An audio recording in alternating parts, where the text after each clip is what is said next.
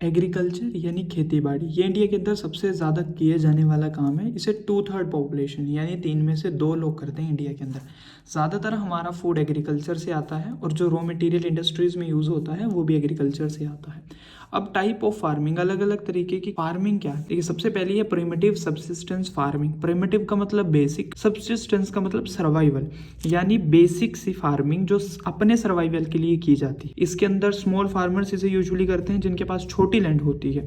Primitive tools use करते हैं, यानी साधारण से बेसिक से टूल जो होते हैं, क्योंकि बड़ी ज़मीन नहीं होती, ना ज़्यादा पैसा होता है। हो, डाउ, डिगिंग स्टिक जो होती हैं, लकड़ी की बनी हुई चीज़ें, ये यूज़ करते हैं। फैमिली लेबर इसके अंदर यूज़ की जाती है क्योंकि इतना पैसा ही नहीं होता। रेनफॉल के ऊपर डिपेंड है क्योंकि इतनी बड़ी ज़मीन ही नहीं होती उसके अंदर बोरवेल वो कराएं। और नेचुरल फर्टिलिटी के ऊपर वो डिपेंड होते हैं। ठीक है, इसे स्लैश एंड बर्न मेथड भी कहा जाता है। स्लैश एंड बर्न फार्मिंग, ये ऐसा मेथड होता है जिसमें हम ज़मीन को साफ करते हैं, उसके ऊपर जितनी भी चीज़ें लगी होती हैं उन्हें जलाकर और उन्हें काट देते हैं, जितने भी उसके ऊपर ट्रीज होते हैं, फिर उसके ऊपर फार्मिंग करते हैं। कुछ समय के लिए वहाँ पर करते हैं, फिर इस मेथड को दोबारा से रिपीट करते हैं और इसे शिफ्टिंग कल्टीवेशन में बोलता है। यानी एक जगह से दूसरी जगह शिफ्ट होना। यहाँ पर साफ किया सब कुछ सालों के लिए यहाँ पर फार्मिंग की, फिर यहाँ से हटकर दूसरी ज़मीन पर चले गए। सेकेंड है इंटेंसिव सब्सिस्टेंस फार्मिंग। इंटेंसिव का मतलब होता है ज़्यादा अमाउंट में, और सब्सिस्टेंस वही सर्वाइवल, यानी ऐसी फार्मिंग जो हम करते तो सर्वाइवल में है, बट यहाँ पर हम ज़्यादा क्वांटिटी में फसल लगाते हैं, क्योंकि लैंड के ऊपर एक तो प्रेशर होता है और दूसरा बहुत ज़्यादा पॉपुलेशन होती है। इसके अंदर ज़्यादा लेबर की ज़रूरत पड़ती है।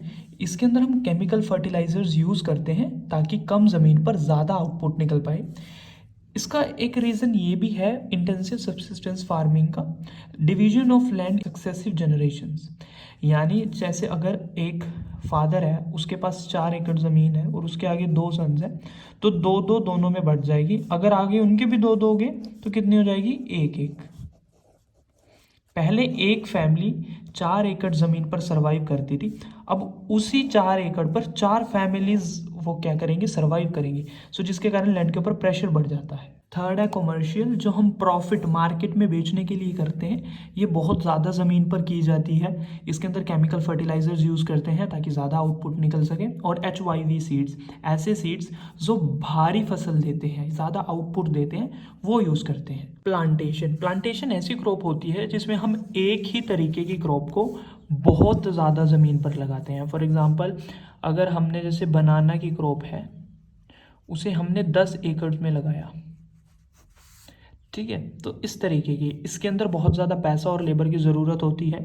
इसके अंदर बहुत ज़्यादा ट्रांसपोर्टेशन और कम्युनिकेशन की ज़रूरत होती है। अगर हम 10 एकड़ में एक ही तरीके की प्लांट लगा रहे हैं तो 10 एकड़ के लिए हमें सामान भी तो चाहिए, जैसे कॉफ़ी हो गया, रबर, टी, शुगर केन, ये है प्लांटेशन क्रॉप्स। अब क्रॉपिंग पैटर्न क्या है? क्रॉपिंग पैटर्न का मतलब होता है कितने तरीके की क्रॉप्स साल के किस टाइम पर लगाई जाती है। सबसे पहला सीज़न आता है रबी। रबी एक ऐसा सीज़न है जिसमें हम फसल को अक्टूबर से नवंबर तक लगाते हैं, यानी अक्टूबर और नवंबर के बीच में लगाते हैं, और समर्स में उसे काट लेते हैं, हार्वेस्ट कर लेते हैं अप्रैल टू जून, जैसे wheat, barley, pea and mustard. Kharif वो क्रॉप होती है जिसे हम मॉनसून की स्टार्टिंग में लगाते हैं, मई और जून में, और सितंबर अक्टूबर में से काट लेते हैं, जैसे पैडी, मेज, बाजरा, तुअर। अगली है ज़ेद, इसे अभी याद करने की ट्रिक भी बताएंगे। ज़ेद क्रॉप वो होती है जिसे हम खारिफ और रबी के बीच के सीज़न में लगाते हैं, जब 2 या 3 जो महीने होते हैं वो फ्री रहते हैं, उसमें हम ज़ेद क्रॉप लगाते हैं, जिसमें वाटरमेलन, ककुम्बर, फूडर क्रॉप्स, यानी जो एनिमल्स के खाने के लिए क्रॉप्स होती हैं वो लगाते हैं। देखिए, सबसे पहले लगती है ज़ेद, ये मार्च में लगती है और जून में कट जाती है। उसके बाद लगती है खारिफ, जो कि मई में लगती है और अक्टूबर में से काट दिया जाता है। और फिर अक्टूबर में लगती है रबी, जिसे हम अप्रैल और जून में काट लेते हैं। आपको इसमें खारीफ याद करना है। खारीफ गर्मियों में लगाई जाती है क्योंकि इसे ज़्यादा पानी और ज़्यादा टेम्परेचर की ज़रूरत होती है, और वो क्या होता है? राइस। तो आपको ये याद रखनी है, बाकी दोनों बाद में खुद याद हो जाएंगी। अब मेजर क्रॉप्स पढ़ते हैं। सबसे पहली है राइस। राइस एक खारीफ क्रॉप है, ये गर्मियों में लगती है जून के अंदर, इससे टेम्परेचर ज़्यादा चाहिए होता है। अब मॉनसून में लगती है तो रेनफॉल भी बहुत ज़्यादा चाहिए होगा, अबव 100 सेंटीमीटर। ये ज़्यादातर northern plain, north eastern state और डेल्टिक रीजन्स में लगाई जाती है। ये इतने इंपॉर्टेंट नहीं है याद करने, अगर नहीं होते कोई बात नहीं, बट ये बहुत ज़्यादा इंपॉर्टेंट है स्टेट्स। उड़ीसा, वेस्ट बंगाल, बिहार और तमिलनाडु। अगला है वीट। वीट एक रबी क्रॉप है जिसे हमने देखा है अक्टूबर नवंबर में लगाते हैं, यानी इसको ग्रोइंग जब इसे लगाते हैं तो कूल सीजन चाहिए, और हार्वेस्ट कब करते हैं, मई जून में, तब इसे ब्राइट सनशाइन चाहिए होती है पकने के लिए। इसे मॉडरेट रेनफॉल की ज़रूरत होती है 50 to 75 सेंटीमीटर तक। एरियाज इसे कहाँ लगाया जाता है, गंगा सतलुज प्लेन, यानी जो गंगा और सतलुज रिवर है उसके पास के जो खेत होते हैं वहाँ पर, और ब्लैक सॉइल रीजन में। इसके मेन स्टेट्स हैं हरियाणा, पंजाब एंड उत्तर प्रदेश। अगली क्या है, मेज यानी मकई। मक्की एक खरीफ क्रॉप है। इसे टेम्परेचर की ज़रूरत होती है 21 डिग्री सेल्सियस से लेकर 27 डिग्री सेल्सियस तक। अगला क्या है, रेनफॉल 75 सेंटीमीटर से 100 सेंटीमीटर। इसके लिए एक ट्रिक बताएंगे आगे किस किस क्रॉप को और किस तरीके से याद रखना है। इसकी स्टेट्स क्या हैं, उत्तर प्रदेश, बिहार एंड मध्य प्रदेश। अगला है पल्सेस यानी दालें। इसका क्रॉपिंग सीजन वेरी करता है, यानी अलग अलग दालें, अलग अलग पल्सेस अलग अलग टाइम पर उगाई जाती हैं। जो मेजर होती हैं उन्हें टेम्परेचर की रिक्वायरमेंट होती है 25 डिग्री सेल्सियस से लेकर 30 डिग्री सेल्सियस तक, और इसे रेनफॉल 45 सेंटीमीटर तक की रेनफॉल चाहिए होती है, और ये पूरी कंट्रीज़ में लगाई जाती हैं ओवरऑल। बट इसकी जो मेजर स्टेट्स हैं यहाँ सबसे ज़्यादा लगाई जाती हैं UP, Rajasthan, Karnataka and Madhya Pradesh.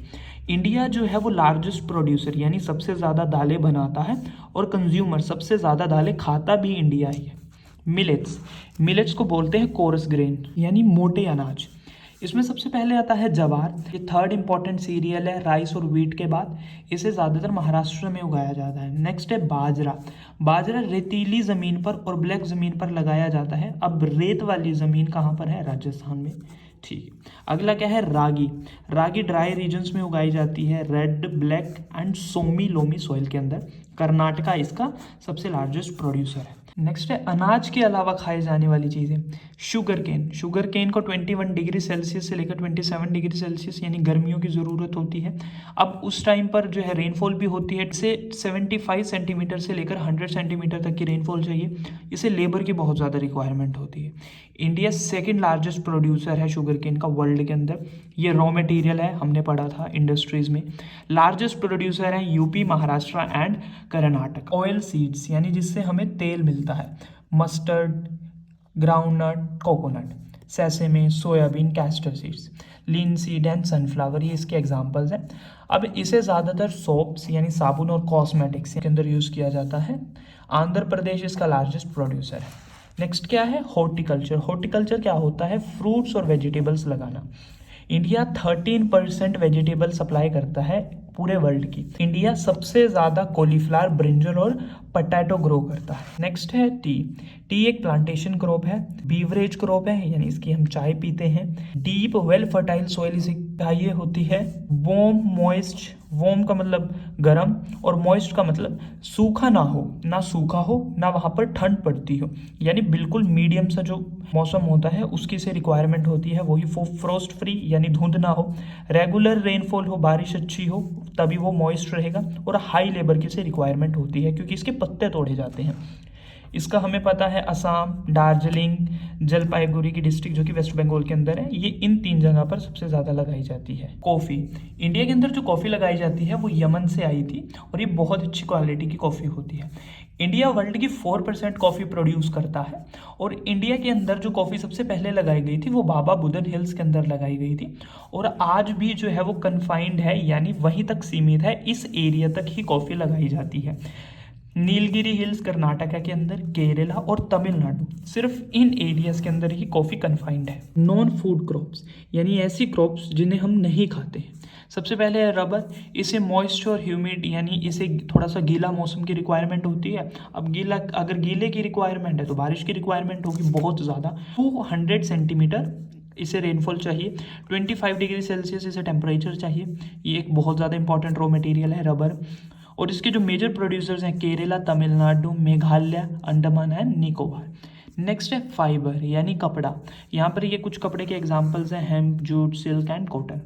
Silk जो होता है नेचुरल सिल्क, जब हम कुकून से उन गोलों में से धागे में बनाते हैं उसे सेरीकल्चर बोलते हैं। कॉटन एक इंपॉर्टेंट रॉ मटेरियल है, और इंडिया 3rd लार्जेस्ट प्रोड्यूसर है कॉटन का।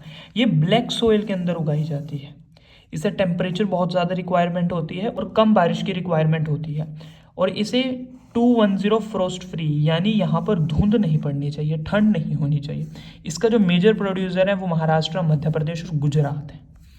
जूट, जूट को गोल्डन फाइबर भी बोलते हैं। एक तो ये एक्सपेंसिव होता है और दूसरा क्या है, इसका कलर भी गोल्डन ब्राउन होता है। इसे टेम्परेचर की बहुत ज़्यादा रिक्वायरमेंट पड़ती है। वेल ड्रेन सॉइल, यानी ऐसी सॉइल इसके अंदर पानी ना खड़ा हो। दूसरा क्या है, ये अपना मार्केट खोता जा रहा है। एक तो ये महंगा होता है और दूसरा क्या है, इसे बहुत ज़्यादा टाइम लगता है। अब जो सिंथेटिक आर्टिफिशियल फाइबर्स होती हैं वो बहुत ज़्यादा सस्ती होती है।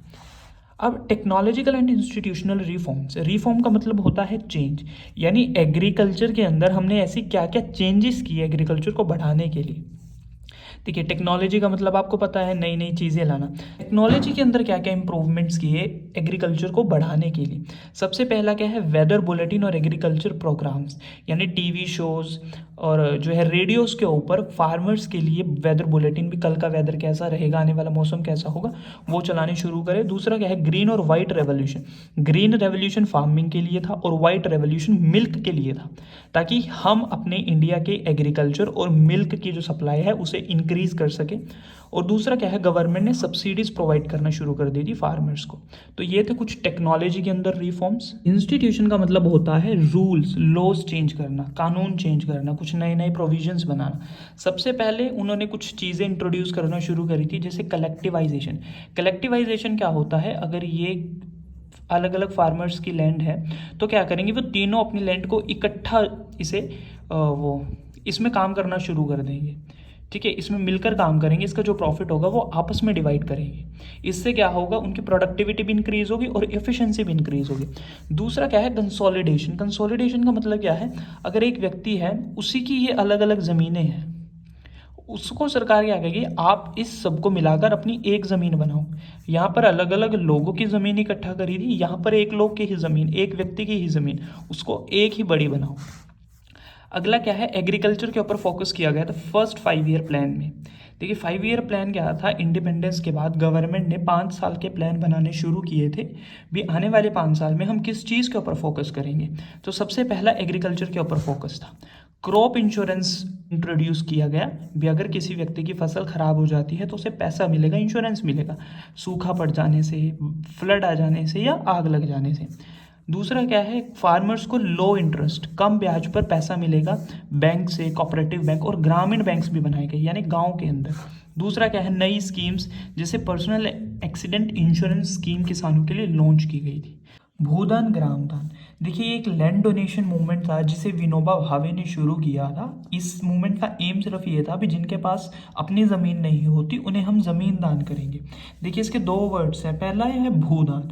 भू का मतलब होता है लैंड और दान का मतलब होता है डोनेशन, यानी लैंड की डोनेशन करना। और ग्राम दान का मतलब क्या है, ग्राम मतलब गांव और दान का मतलब डोनेशन, जिसमें हमने पूरे गांव की जमीन को ही डोनेट कर दिया। विनोबा भावे गांधी के स्पिरिचुअल एयर थे। ये वो होता है जो किसी व्यक्ति के आइडियाज को आगे कंटिन्यू करता है उनके बाद। इन्होंने सत्याग्रह में बहुत ज्यादा पार्टिसिपेट किया और इन्होंने पूरे इंडिया को ट्रेवल किया गांधी के साथ पद यात्रा में। अभी भूदान स्टार्ट कहाँ हुआ था, पोचामपाली विलेज के अंदर स्टार्ट हुआ था, जो आंध्र प्रदेश का था, बट आज वो तेलंगाना के अंदर है। वहाँ पर एक लैंडलॉर्ड थे जिनका नाम था रामचंद्र रेड्डी। उन्होंने अपने 80 एकड़्स 80 लैंडलॉर्ड फार्मर्स को डोनेट कर दिए थे। अब क्रॉप्स को याद कैसे करें, उसके लिए आपको एक फॉर्मेट बनाना पड़ेगा, एक इंपॉर्टेंट क्रॉप्स के लिए और एक लीस्ट इंपॉर्टेंट क्रॉप्स के लिए। इंपॉर्टेंट क्रॉप्स के लिए आपको ये करना है, सबसे पहले क्रॉप याद करनी है, फिर उसका सीजन, फिर उसका टेम्परेचर, फिर रेनफॉल एंड फिर एरिया। जैसे वीट के लिए wheat rabi 10 to 15 degree Celsius, 50 to 75, फिर हरियाणा पंजाब। इसी तरीके से आपको पैडी के लिए करना है। तो इस तरीके से लिए आपके लिए आसान रहेगा, क्योंकि जब आप अलग अलग तरीके से करोगे, फॉर एग्जाम्पल सबसे पहले आप वीट का कर रहे हो, वीट में आप पहले क्रॉप पढ़ रहे हो, फिर टेम्परेचर, फिर सीजन। राइस में आप क्या कर रहे हो, क्रॉप, सीजन, टेम्परेचर। तो आपको ये चीज़ें भी याद करनी पड़ेंगी, उसके साथ ये चीज़ें भी याद करनी पड़ेंगी। तो आप एक ऐसा फॉर्मेट याद करो, crop, season, temperature, rainfall, area. आपको फिर ये चीज़ याद करने की ज़रूरत नहीं है, सिर्फ आपको इस चीज़ के ऊपर फोकस करना पड़ेगा। और लीस्ट इंपॉर्टेंट के लिए क्रॉप, सीजन, एरिया।